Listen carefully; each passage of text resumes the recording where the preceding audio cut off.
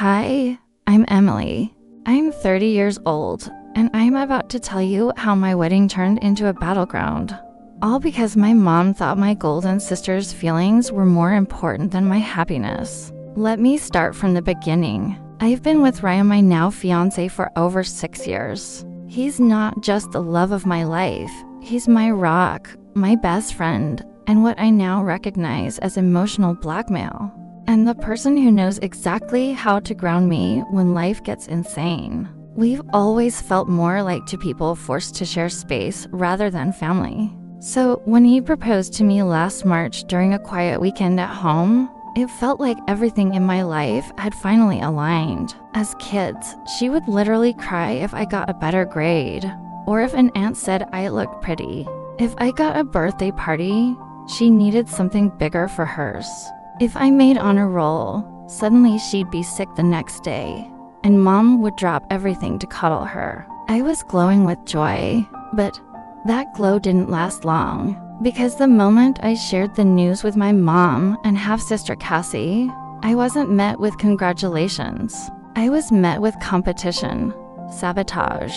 Let me explain the family dynamic here, because it matters. My mom married my stepdad when I was 5. Cassie is their daughter 6 years younger than me. Technically, we're half-sisters, but emotionally, she went on to explain that Cassie had been going through a hard time and might feel hurt that I was getting married. Cassie has always had this chip on her shoulder when it comes to me. This pattern followed us into adulthood. I went to college on a full scholarship.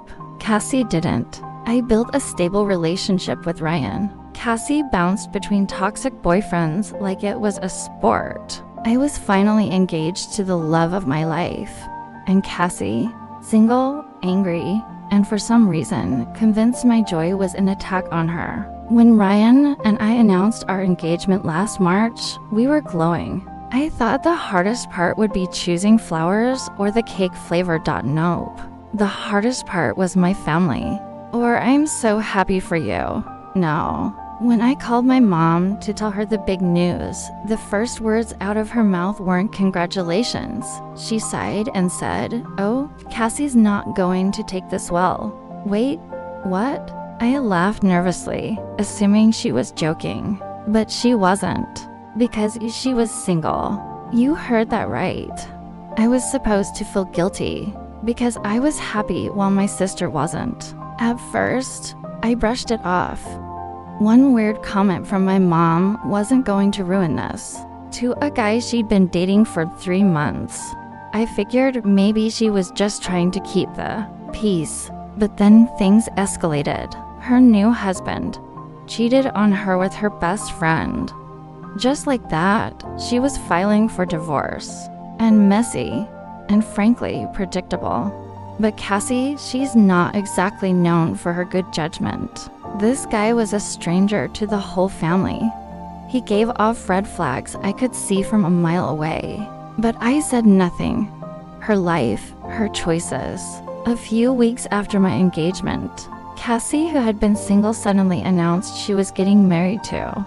Now, I try really hard not to judge people's relationships. And now that it failed, it was easier for her to resent me than take responsibility. 2 months after her wedding, it blew up. She was blaming me for her failed marriage. It was sad, sure. I reached out, sent her a text, called a few times, genuinely trying to be supportive. She ignored me. Then I started getting passive-aggressive comments. She'd post things online like, "Some people have it so easy or must be nice to be perfect." And soon, I realized. Then she sighed. Dramatically, the kind of sigh that makes you brace yourself. Mom avoided wedding talk completely, and Cassie acted like I didn't exist. I asked, even though I already had a sinking feeling. But I still moved forward. Ryan and I sent out our wedding invitations in November, and for the first time in months, I felt hopeful. According to her twisted logic, my engagement triggered her need to win by rushing into one of her own. By the time fall came around, the tension was unbearable. Just a little church ceremony, with immediate family quiet. respectful. That hope lasted 2 days. That we'd already paid deposits, booked vendors, and sent invitations. She didn't care. That's when I got the call. It was my mom, which was weird because she usually prefers the occasional cold text over real conversation. But I picked up. We started with small talk. "How's Ryan? Are you excited?" I was smiling until she hit me with it. "Ryan and I have been together for 6 years. This is our moment. So, you're really going through with the wedding?" Yeah," I said, laughing awkwardly. The venue's booked, everything's set." Apparently, in her mind, love meant sacrificing my happiness to soothe Cassie's ego. "If you really loved your sister, you'd do this for her." Long pause. "I've been thinking about Cassie," she said, "and I really think you should reconsider." "Reconsider what?" "Your wedding. Cassie's still healing. It's really insensitive to have a big celebration right now." I was speechless. I reminded her that we'd been planning this wedding for a year. "You could do something small," she said. Translation: cancel your actual wedding so Cassie doesn't feel bad. I tried to stay calm, but I was shaking. "Mom," I said, "this isn't about flaunting anything. It's about celebrating my relationship." Her voice turned cold. I couldn't believe what I was hearing. And the worst part, this wasn't the end of it. Not even close. Because from this moment forward, the manipulation campaign went nuclear. After that phone call with my mom, I honestly hoped she was just having a moment. I tried to believe that maybe, just maybe, she'd cool down, realize how absurd it was to ask me to cancel my wedding, just because Cassie was feeling sorry for herself. But of course, she didn't. Instead, things got way worse. A few days later, we had a family dinner planned. It was supposed to be a casual little get-together, just close family, nothing fancy. Ryan and I showed up with a bottle of wine and good intentions. Big mistake. My mom gave Ryan a stiff hello and offered me one of those fake smiles people use when they ready 2 seconds from saying something awful. From the second we walked in, I could tell something was off. Cassie was already there, sitting next to my mom, both of them whispering like middle schoolers at a lunch table. They barely acknowledged us. We sat down, tried to make small talk, and for about 15 minutes everything seemed normal. Until Cassie started talking about her marriage, loudly, dramatically, like she was performing on stage. And now I have to sit here and listen to Em talk about her perfect wedding, like nothing else matters. She knows how much pain I'm in, but she doesn't care. She just kept her eyes locked on my mom, waiting for backup, and she got it. "I've just been through so much this year," she said, her voice quivering for extra effect. I froze. She didn't even look at me when she said it. My mom reached out and rubbed her back like Cassie was some tragic heroine. "You need to be more considerate.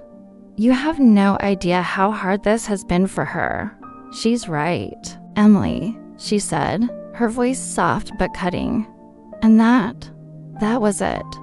That was the moment I snapped. I had been biting my tongue for months. I had let them guilt trip me, ignore me, steamroll me. I had let them make me feel like my joy was a crime. But not anymore. "This wedding has nothing to do with Cassie," I said, trying to keep my voice calm. "Ryan and I have been planning this for a year. If she's upset, that's not my fault. You don't know what it's like to have your life fall apart.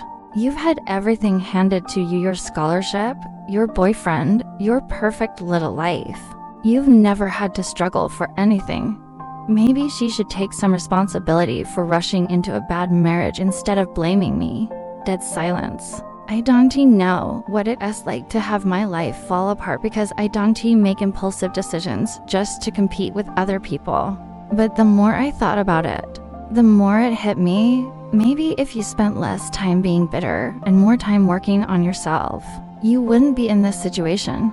What hurt most, though, was my mom's reaction. She didn't once try to understand my side. Not once did she acknowledge how stressful this had all been for me.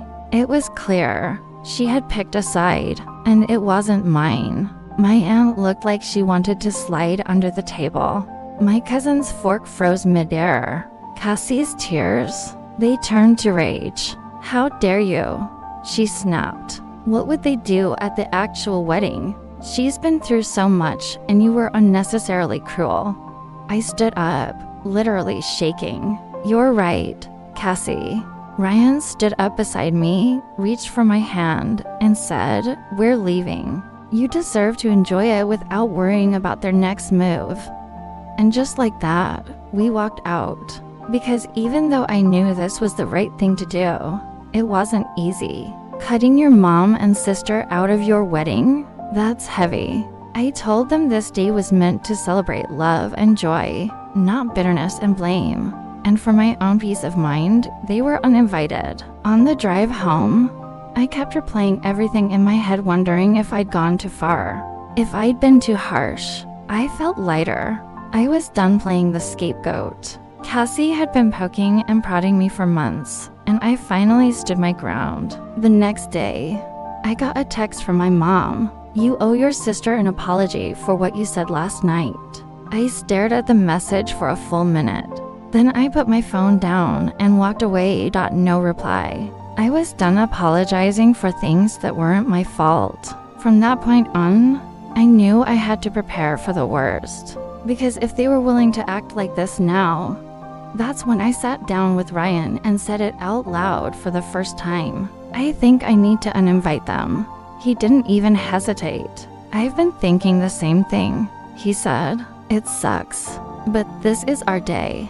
His support, it meant the world, but I was out of options. I drafted an email that night.com.factual.direct. I explained that due to their repeated attempts to sabotage the wedding, spreading rumors, guilt-tripping me, creating unnecessary drama, I was no longer comfortable with them attending. Then I hit send, and immediately.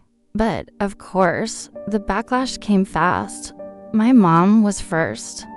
Her reply, a novel, a dramatic, guilt-soaked wall of text that included lines like, "I never thought my own daughter would betray me like this.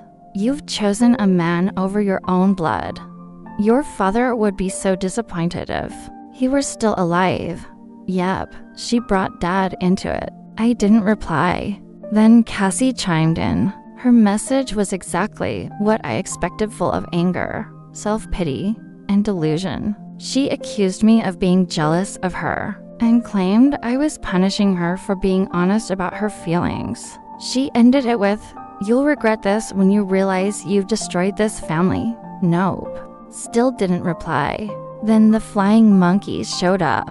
Within days, I started getting texts and calls from other relatives, most of them people Cassie and Mom had already poisoned against me.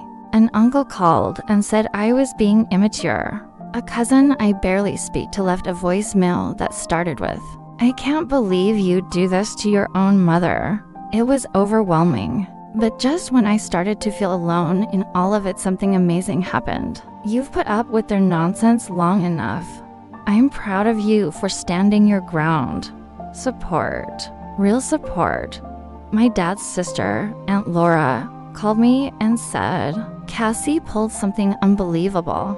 My cousin Megan, who's always been Team Sanity, texted me a long message that ended with, "Don't let them get to you. Everyone who really knows you is on your side." Even my godmother, who never gets involved in drama, called and said, "Your wedding should be about love and joy, not emotional terrorism." It was like a healing balm for my soul. But just when I thought things couldn't get any messier, let's just say it involved Ryan, and a text she never thought I'd see. So after cutting off my mom and Cassie from the wedding, I really thought the worst of it was over. Silly me. Because just a few days later, while Ryan and I were finally starting to breathe again, it happened. We were sitting on the couch one night, exhausted from a long day of wedding prep, when Ryan's phone buzzed. I saw his expression shift instantly from relaxed to tense. "What is it?" I asked, already bracing for impact. He hesitated, then turned the phone toward me. It was a message from Cassie. "I know you probably think I'm a terrible person right now, but I'm really struggling. I feel like you're the only one who understands. Can we meet up? Hey Ryan, I really need someone to talk to." "She's never talked to me like this," he said. "Not once." My mouth literally dropped open.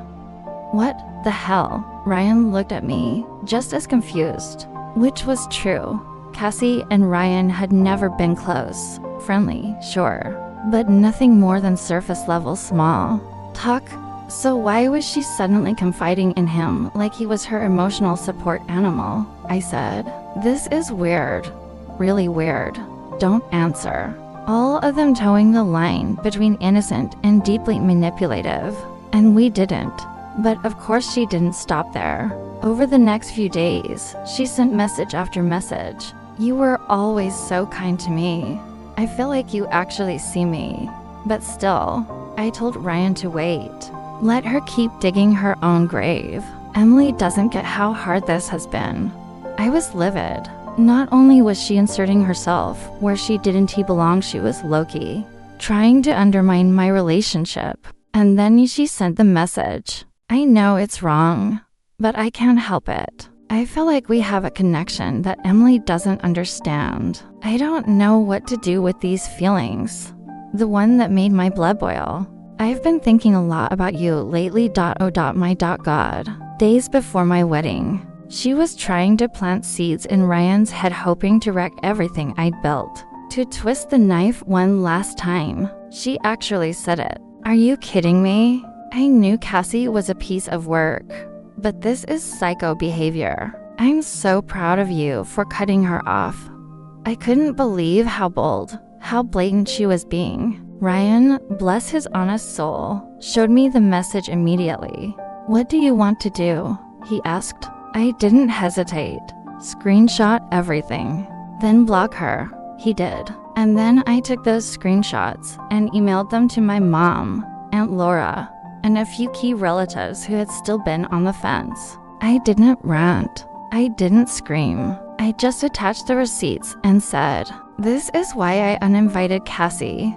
I've tried to keep the peace, but this crosses a line. I hope you understand now." Within minutes, my phone blew up. Some responses were exactly what I needed. Megan called me immediately. Aunt Laura was just as fired up.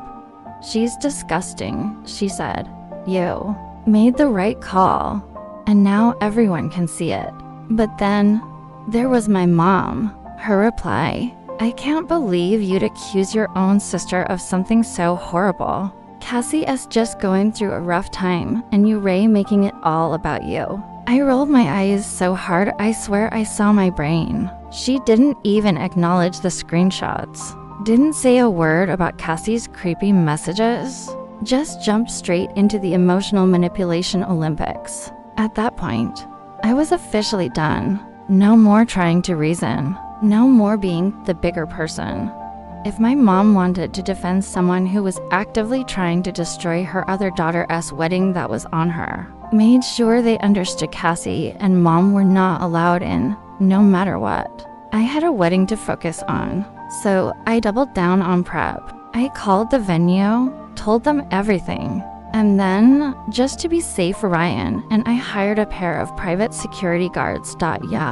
For our wedding. Because apparently that's what it takes to protect your peace when your family turns into a walking soap opera. By the time the wedding day finally rolled around, I was nervous but hopeful. This was our day. I refused to let Cassie or my mom steal one more second of my joy. The weather was perfect. The venue looked like a dream. And Ryan? He looked at me like I was the only person in the universe. I did my best to push all the drama out of my head. But, of course, they tried. Oh, they tried. About 30 minutes before the ceremony, my maid of honor Amanda came rushing into the bridal suite. Her face was white. "Cassie is screaming that you are a horrible person and Don T deserved this day." Your mom and Cassie are at the front gate. You're not going to believe this, she said. I felt my stomach drop. What? How? Security was supposed to stop them. They did, Amanda said. But your mom's crying and saying she just wants to see you get married. I stood there, breathing hard. I wanted to scream, to cry, to throw something. Instead, I said, let security handle it. We're not giving them a show. Amanda nodded and ran back to the gate. For the next 20 minutes, I sat there, teeth clenched, while I heard muffled shouting from outside. I couldn't make out the words, but I knew it was them. Security held the line, but not before Cassie screamed loud enough for half the venue to hear. Eventually, the venue manager arranged for a ride service to escort them away. You'll regret this, Emily. You'll regret cutting out your own family.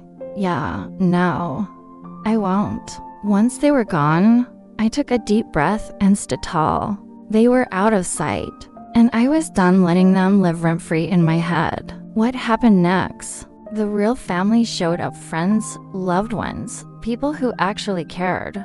The ceremony, the vows, the joy. Karma had one more twist in store for Cassie and my mom. But just when I thought it was finally over, what happened after the wedding? Let's just say, it was delicious.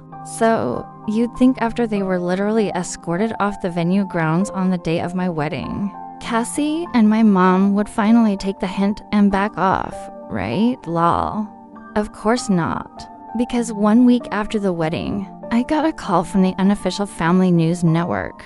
My cousin Megan, and she was practically vibrating with excitement. Emily, you are not going to believe what just happened, she said at this point. I sighed and braced myself.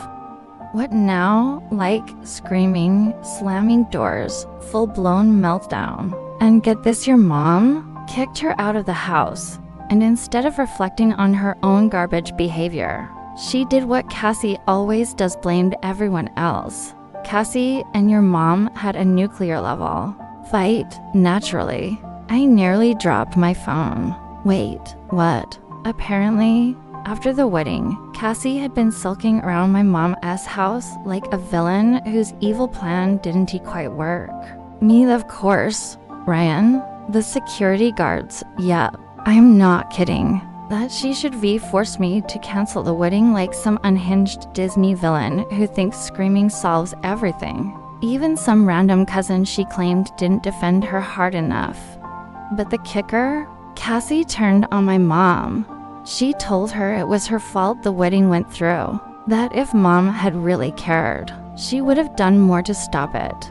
And for the first time ever, my mom snapped. According to Megan, she yelled back saying Cassie was a grown woman who needed to take responsibility for her own life. And she was sick of all the drama. And Cassie, she lost it. She went off on a full-blown rant, accusing my mom of being a failed parent, saying she always favored Emily, which is laughable, honestly, and that she was the reason everything in Cassie's life was falling apart. That is when my mom, who has never said no to Cassie in her entire life, told her to pack her things and leave. Cassie got kicked out. Cue the slow clap. I sat there listening, stunned. Not because I felt bad, but because of how full circle it all came. So, where is she now? I asked. Couch surfing at a friend's house, Megan said. It was the kind of chaos I used to get caught in, but not anymore. Because while Cassie and mom were tearing each other apart, I was finally at peace.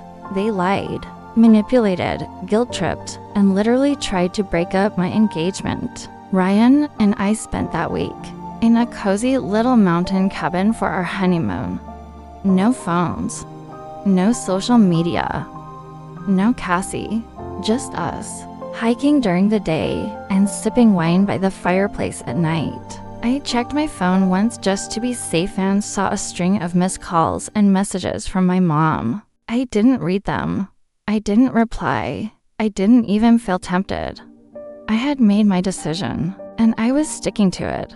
Cassie and Mom had spent months trying to ruin the happiest moment of my life, and in the end, they failed. Not only did Ryan and I have a beautiful wedding surrounded by people who actually love us, but now everyone sees Cassie and Mom for who they really are. That's what made this feel like true closure. It's not just that I stood up for myself. It's that their own behavior exposed them in front of everyone. People who used to question me, they don't anymore. People who used to sit on the fence, they jumped off and came straight to my side. Even one of my mom's oldest friends messaged me after the wedding to say, "I'm so sorry I didn't realize sooner how toxic things had gotten. You deserved better." And you know what? She was right. I do deserve better. And I'm finally giving it to myself. After we got back from our honeymoon, I made everything official. I have that. Blocked Cassie.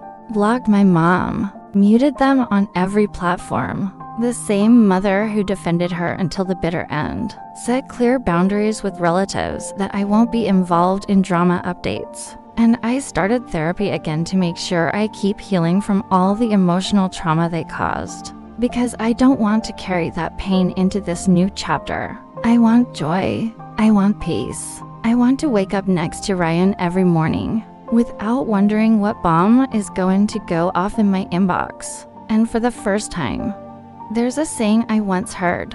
Sometimes the trash takes itself out. Let me be the voice telling you, you don't have to put up with it. You're not selfish for protecting your happiness. You're not cruel for cutting off people who only bring pain. And man, did that ever ring true. Cassie tried to destroy my wedding and ended up getting thrown out of her own mother's house. That's not just karma. That's poetic justice. So where are we now? Ryan and I are loving married life.